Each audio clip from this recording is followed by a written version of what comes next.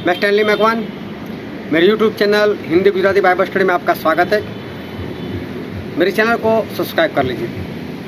पतरस को हेरोदेस ने पकड़कर जेल में डाला था और पतरस जेल में सिपाहियों के बीच में सो रहे थे। तभी मंडली जो थी वो पतरस के लिए लौ लगाकर प्रार्थना कर रही थी। तो परमेश्वर ने अपने एक स्वर्गदूत को भेजा कि जाकर पतरस को छुड़ा कर लेकर आओ। और स्वर्गदूत आए और उन्होंने पतरस को उठाया और छुड़ाया। लेकिन छुड़ाने से पहले उन्होंने पतरस से एक बात कही और पतरस को ऐसा कहा, अपने जूते पहन लो। तो परमेश्वर ने स्वर्गदूत के जरिए ये पतरस को ऐसा क्यों कहलाया कि जूते पहन लो?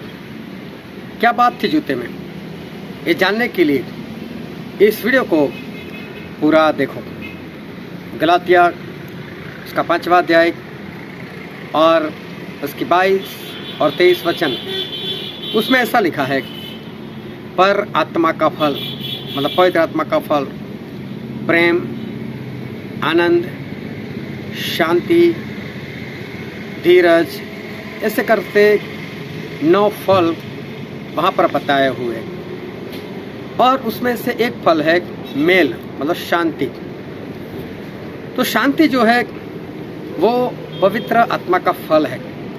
और जब बाइबल में शांति शब्द लिखते हैं और ख़ास कर जब पवित्र आत्मा के फल के बारे में लिखा है, शांति के बारे में, तो वो जो शब्द ऐसा कहना चाहता है कि तुम्हें चारों ओर की शांति होना, मतलब पैसों में शांति, शरीर में शांति, घर में शांति, बच्चों में शांति, जॉब में शांति, कारोबार में शांति, पति में शांति, सभी बातों में चारों ओर से शांति, उसको कहते हैं पवित्र आत्मा का फल।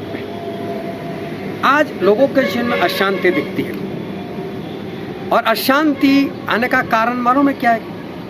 क्यों लोगों के जीवन में आज अशांति दिखती है?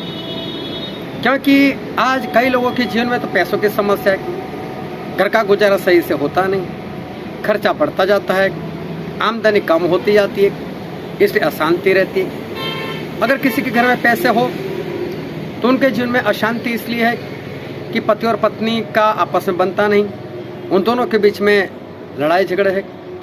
अगर ये भी नहीं है तो कई बार लोगों के जीवन में घर नहीं होता, किराए के घर से कभी इधर कभी उधर, उनके जीवन में शांति नहीं होती। तो अलग अलग लोगों के जीवन में अलग अलग समस्या है। लेकिन क्या अगर किसी के पास पैसा ज़्यादा हो, खुद का घर भी हो, पति पत्नी की भी आपस में अच्छे से बनती हो, तो क्या उनके जीवन में शांति होती है? उनके जीवन में भी अशांति। उनके पास फिर कैसा होता है, उनको बीमारियां होती। 40 रुपये किलो चीनी खा नहीं सकते क्योंकि डायबिटीज है।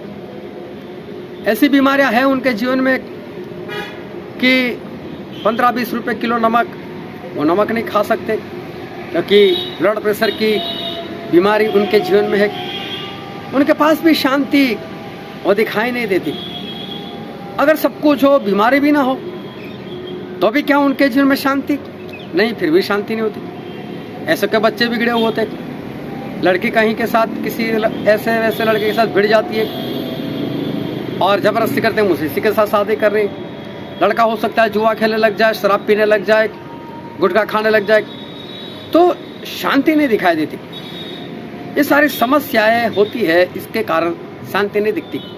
मैं ये नहीं कहना चाहता कि समस्या हमारे जीवन में नहीं होनी चाहिए। और दूसरी बात कि पवित्र आत्मा है, अगर हम आत्मा से चलते हैं तो इसका भी मतलब ये नहीं होता कि आपके जीवन में शांति समस्या जो है वो समस्या नहीं आएगी, ऐसा हम नहीं बोल सकते। प्रभु यीशु अपने चेलों के साथ जा रहे थे तो अभी समुद्र में तूफान तो आ गया था, तो समस्या तो आ जाती है।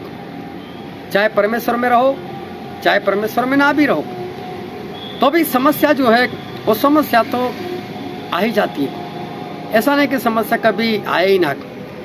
चाहे आप परमेश्वर में रहो, चाहे परमेश्वर में ना भी रहो, चाहे आत्मा से कितना भी चलो, चाहे आत्मा से ना भी चलो, लेकिन पवित्र आत्मा में रहना, परमेश्वर में रहना, उसका मतलब ये है कि समस्या नहीं है ऐसा नहीं है, लेकिन समस्या है तो भी शांति है। अगर परमेश्वर में रहते हो, उनके आज्ञाकारी में रहते हो, पवित्र आत्मा से चलते हो, तो उसका मतलब ये है कि समस्या तो है लेकिन फिर भी शांति है, क्योंकि पवित्र आत्मा वो पेड़ है जिसके ऊपर शांति नाम का फल लगता है। अगर पेड़ हमारे अंदर तो फल तो होगा ही होगा, क्योंकि मत्ती में ऐसा लिखा है 12:33 में कि पेड़ को फल से पहचानो। तो पवित्र आत्मा पेड़ है और उनका फल एक शांति है। तो पवित्र आत्मा नाम का पेड़ है तो शांति नाम का फल जो है वो आपके पास है ही है।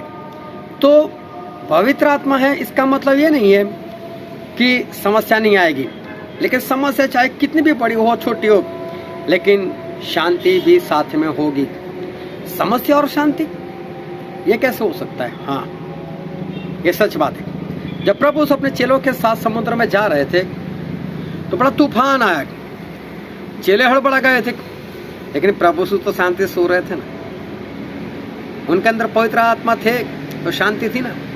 तो समस्या में भी शांति बनी रहती है। दाऊद पवित्र आत्मा से चलते थे, उनके जीवन में भी समस्या आई, उनके जीवन में भालू आ गया लेकिन शांति थी ना, बिंदास से मार दिया।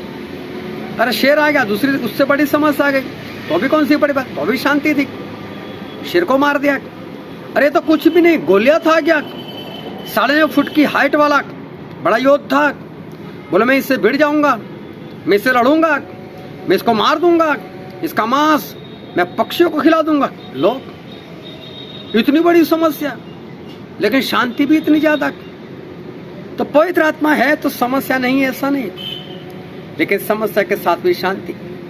पौलुस और सिलास दोनों को कोड़े मारे और बंदीगृह में डाल दिया, और बंदीगृह में भी हाथ और पैर बांधकर, और ऐसे में ये दोनों लोग आधी रात में आराधना कर रहे लोग। क्या बिना शांति आराधना हो सकती है?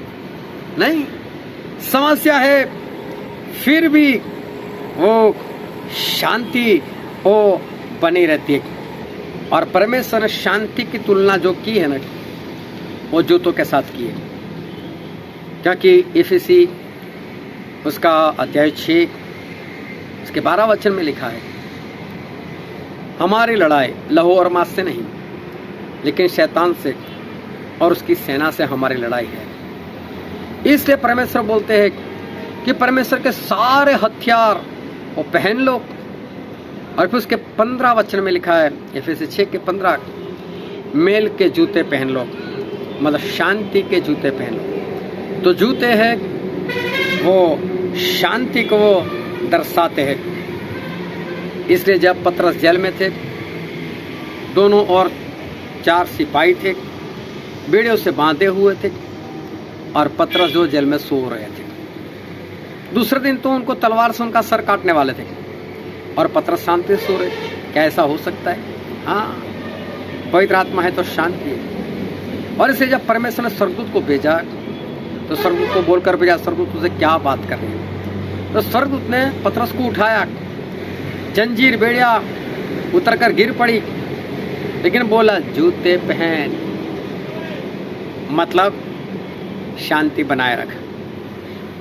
मैं हूं ना, परमेश्वर मुझे भेजते ना, तेरे परमेश्वर है, पवित्र आत्मा है, चाहे कितनी भी समस्या पतरस आ जाएगी, लेकिन जूते पहन कर रख, मतलब शांति रख। मैं हूं तो शांति है, परमेश्वर है तो शांति है, पवित्र आत्मा है तो शांति है। इसका मतलब ये नहीं कि समस्या नहीं आती, लेकिन चाहे कैसी भी परिस्थिति हो उसमें आप शांति में बने रहोगे।